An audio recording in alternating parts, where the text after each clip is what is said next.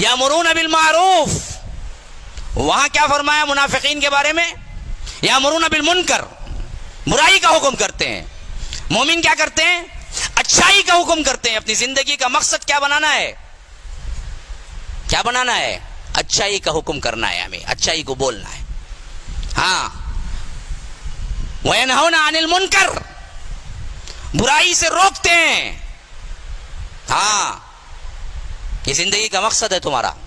جب تک یہ امت اچھائی کا حکم اور برائی سے روکتی رہی، رب تعالیٰ انہیں نوازتا رہا۔ جب یہ امت اپنا منصب کھو دی، ہمارا منصب ہی کیا ہے؟ یہی کام ہے ہمارا، نیکیوں کو ابھارنا، برائیوں کو روکنا۔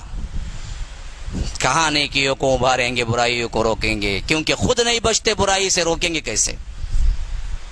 ہاں، جب باڑھ ہی فصل کھانے لگے تو پھر کھیتی کو کون بچائے گا؟ کھیتی کو بچانے کے لیے تو باڑھ لگاتے ہیں کہ جانور نہ آئیں۔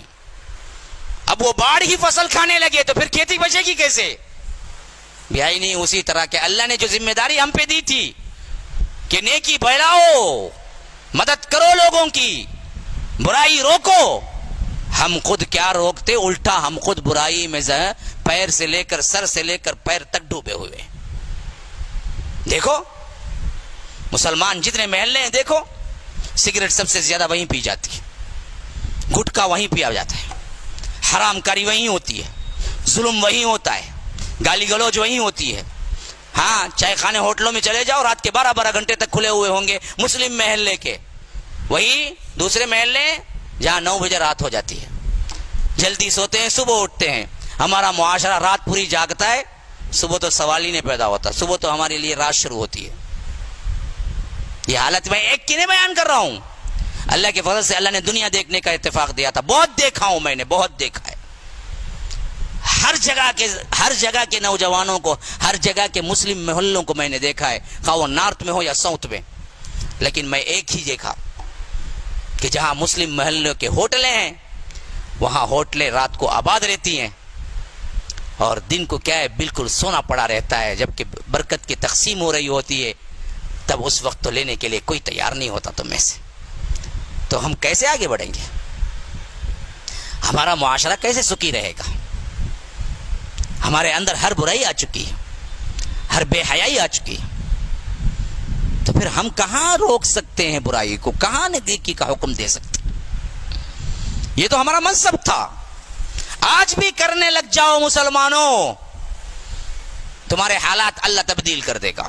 تم کچھ نہ کرو، کوئی نعرہ نہیں، کوئی بڑی بڑی باتیں نہیں، یہ ہو گیا مسلمانوں کو، وہ ہو گیا، ایسا ظلم ہو رہا ہے، ایسا کچھ نہیں۔ اللہ سب سے بڑا مددگار ہے، تم کو صرف تبدیل ہونا ہے۔ تم اللہ کی مانو، اللہ تبارک و تعالی تمہارے حالات سدھار دے گا۔ تم اپنے منصب کو پہچانو، نیکی کا حکم، برائی سے روکو۔ میرے جیتے جی برائی نہیں ہوگی، میرے جیتے جی ڈانس نہیں ہوگا، میرے جیتے جی شادی بیاہ میں فضول خرچی نہیں ہوگی، میرے جیتے جی ظلم نہیں ہوگا، میرے جیتے جی تجارت میں کیا ہے، ایک دوسرے کو گھاٹا نہیں دیں گے۔ بس یہ ایمانداری پہ چلو، دیکھو اللہ کیسے تمہارے حالات تبدیل کرتا ہے۔ جو کام اللہ نے تمہارے سپرد کیا تھا وہ کام کرتے ہی نہیں ہو، تو پھر کیسے اللہ تعالیٰ پوزیشن دے گا؟ یأمرون بالمعروف وینہون عن المنکر، پھر اس کے بعد کیا کرتے ہیں؟ ویقیمون الصلاۃ، نماز قائم کرتے۔ پھر ذکر آ گیا وہی جو میں پہلے بیان کیا تھا، ویؤتون الزکاۃ، زکوٰۃ ادا کرتے ہیں۔ اللہ نے جن کو مال دیا ہے، سال میں ایک مرتبہ 100 روپیے کو 2.5 روپیے نکالو، نکالنا ہی ہے۔ 1 لاکھ کو 2,500 نکالو، نصاب پہ پہنچ گیا تمہارا مال، زکوٰۃ دینا یہ۔ وَيُطِيعُونَ اللَّهَ، پھر اللہ اور اس کے رسول کی اطاعت کو لازم پکڑ لو۔ وَيُطِيعُونَ اللَّهَ وَرَسُولَهُ، ہر معاملے کا اینڈنگ پوائنٹ، ہر جھگڑے کا اینڈنگ پوائنٹ اللہ اس کے رسول کی بات۔ فلاں جھگڑا شروع ہوا، آپ کے سامنے حدیث آ گئی، بس بھائی فل اسٹاپ رکھو، بس ختم، حدیث آ گئی، بات ختم، اب کوئی جھگڑا نہیں۔ ہر مسئلے کا حل کتاب و سنت، اس سے آگے نہ بڑھو. لا تقدموا بین یدی اللہ ورسولہ واتقوا اللہ. اللہ اور اس کے رسول کے آگے بڑھنے کا سوچو بھی مت. آخری حد اللہ اس کے رسول, بس جو بول دیے حتمی فیصلہ ہوگا. وَيُطِيعُونَ اللَّهَ وَرَسُولَهُ. تو ایسے مومنین اگر بن جائیں گے, ان نشانیوں کے حامل بن جائیں گے, تو اللہ کہتا ہے اولئک سیرحمہم اللہ. پھر تو اللہ تعالی ان قریب ان لوگوں پر اپنی رحمت کی برکھا برسا دے گا. وعدہ ہے, دنیا کے اندر بھی آخرت کے اندر بھی میری رحمت کے سائے کے اندر رہیں گے. سیرحمہم اللہ. ہاں, جہاں رحم کر رہا ہے, ان اللہ عزیز حکیم. اگر نہیں کرو گے تو اللہ زبردست بھی ہے, حکمت والا بھی ہے, تمہیں پکڑ بھی سکتا ہے. یہ نہیں کہ خالی اللہ رحم کرنے والا ہے. اسی لیے فرمایا ایک صیغہ ان اللہ غفور الرحیم نہیں کہا آیت کے اینڈنگ میں, فرمایا ان اللہ عزیز حکیم, بڑا زبردست بھی ہے.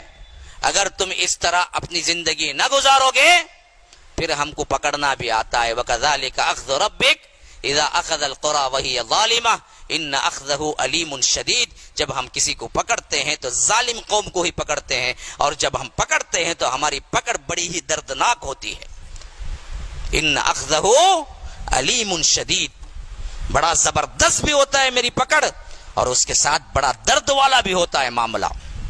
میں ایسے ہی پکڑوں گا تمہیں. یہ نہیں کہ کیا ہے تم جو چاہے کرتے رہو, کوئی پوچھنا ہوگی.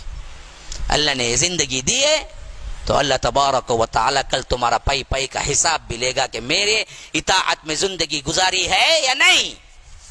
تو مسلمانوں یاد رکھو.